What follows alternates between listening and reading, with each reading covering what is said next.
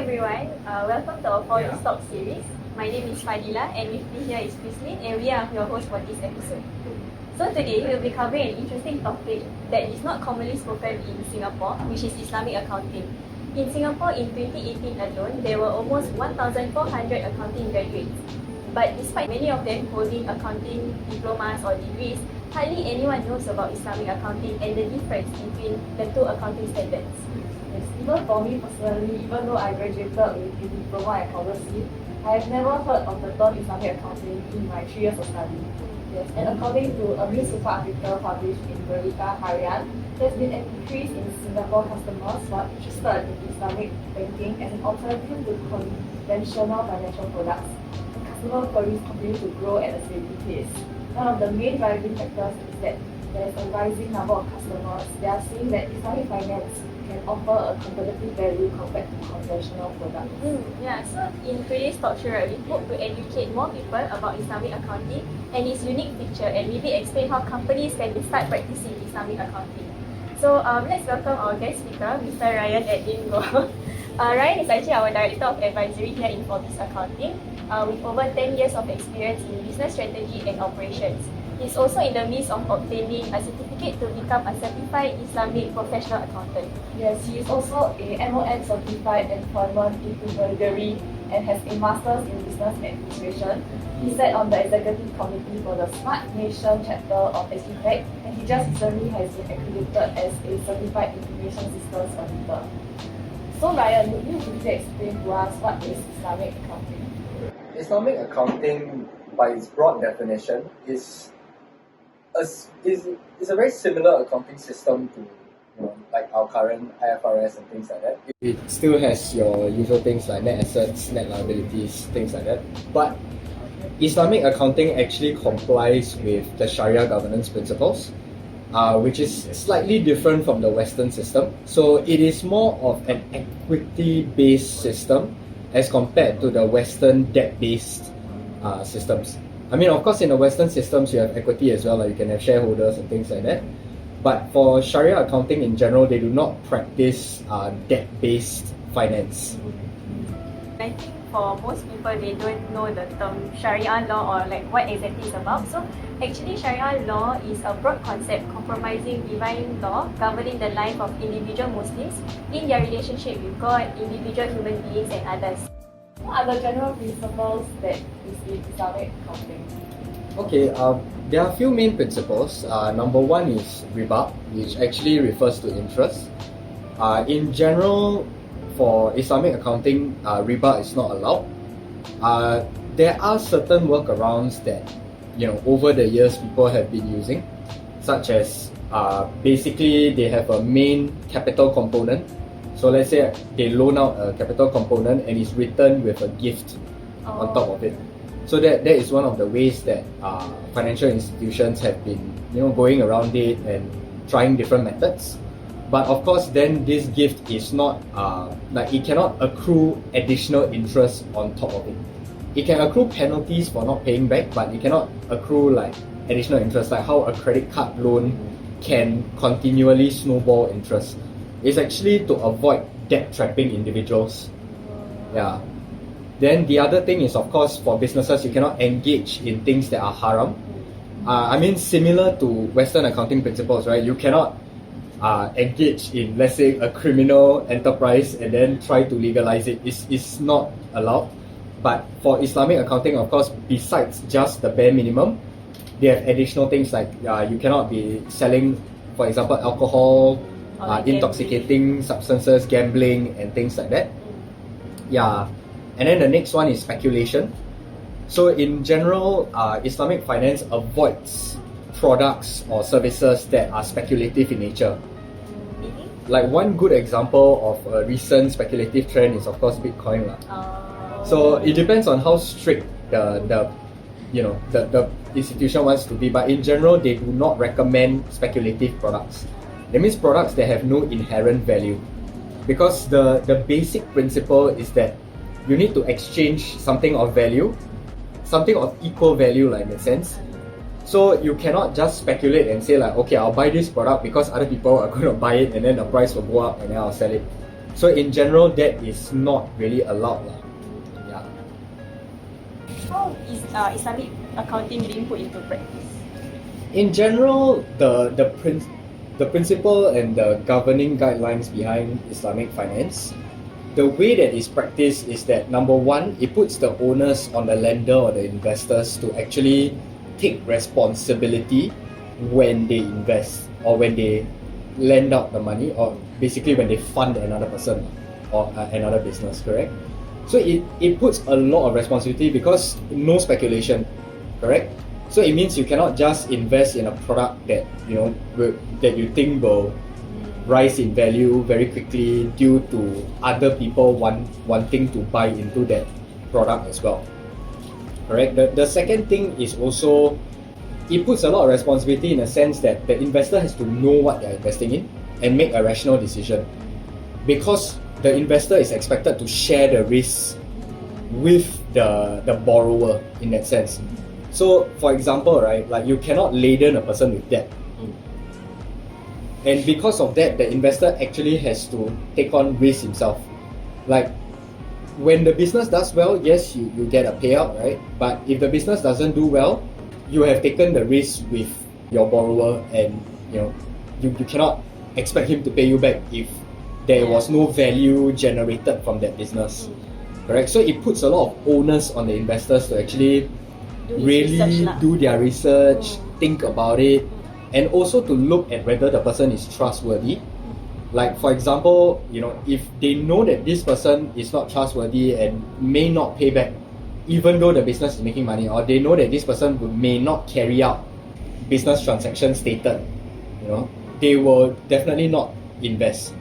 So it's a very rational way of looking at finance in a sense. So is Islamic accounting only meant for Muslim-owned businesses, or is it can it be practiced by other businesses that is also non-Muslim? It's not necessarily only for Muslim-owned businesses. So for a lot of like even big business, like British Petroleum, recently actually used a lot of Islamic finance instruments to fund their expansions, like for their oil rigs and things like that, because Islamic finance basically offered them a better deal than what Western finance could offer them, so they just went with it. So it's not necessarily like the business owners have to be Muslims or things like that, but when you do take on Islamic finance, you have to follow certain governing principles lah. Like the conditions of the money being handed over to you will include you following certain ethical principles that abide by the Sharia law. Yeah. Islamic finance is quite holistic. It's similar to green financing, like sustainability finance. You have to look at the entire chain of the company. So from your suppliers to your customers to your subsidiaries and all, right, it has to follow at least the basic governing principles of the Sharia law.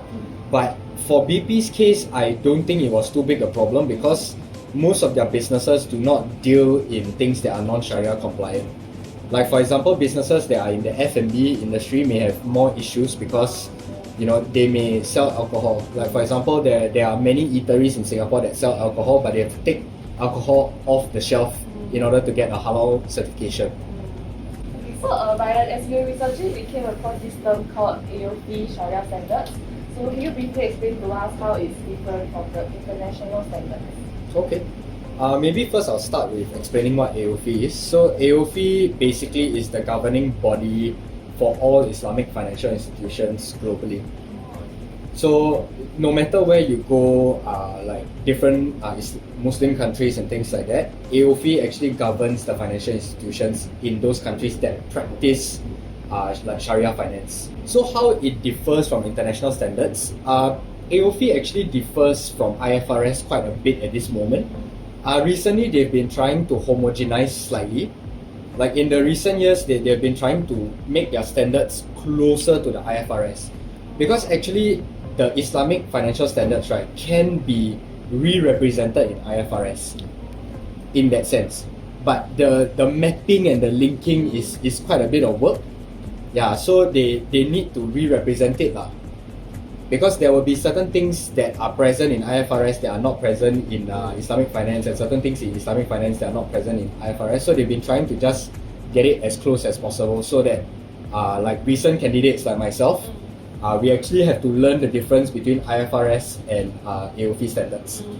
The major differences, right, are things like, of course, earlier as you mentioned, interest or lack thereof, in terms of riba. Other things is that Islamic finance actually takes a very holistic view of finance. So they don't look at only economic outcomes, they look at socio-economic outcomes. Islamic finance also takes into account things that are intangible, much more than IFRS. The IFRS, of course, you have goodwill, right? But Islamic finance has very detailed descriptions of goodwill and things like that is built up and actually valued. So the valuation of things in Islamic finance is a little bit different from IFRS. And if you are looking at it, another area that is very different is the fact that Islamic finance looks at equitable distribution of wealth, which is why Islamic finance looks at equity, whereas Western finance and accounting looks at actually an accurate representation of the financial outcomes. Okay, so like for financial outcomes, right, like they look at dollars and cents in that sense. So your dollars and cents, how much profit, how much loss and things like that. But it does not necessarily always mean that it's equitable. But for Islamic finance, they look more at the equitability. Like when you actually look at their balance sheets and their profit and loss statements, right, it is very different from the way that Western finance calculates things.